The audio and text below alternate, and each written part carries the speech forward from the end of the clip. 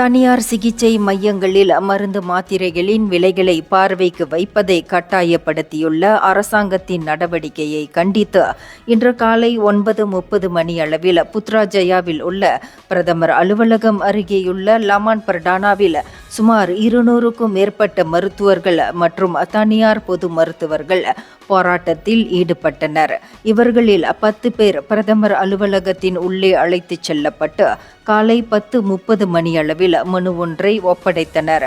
இந்த போராட்டத்தில் கலந்து கொண்டவர்கள் கடா, பினாங்கு, பேரா, கிளாந்தான் மற்றும் சபா சரவாக் ஆகிய மாநிலங்களிலிருந்து வந்துள்ளதாக MMA தலைவர் டாக்டர் பரம்ஜித் சிங் கூறினார்.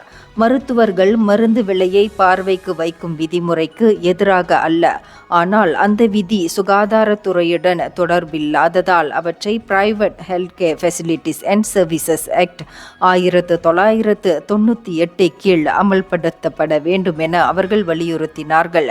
மேலும் இது வெறும் அடையாள மறியல் அல்ல, நாங்கள் தொடர்ந்து செயல்பட அரசாங்கத்திடம் வைக்கும் முறையீடு என்றும் அவர் கூறினார்.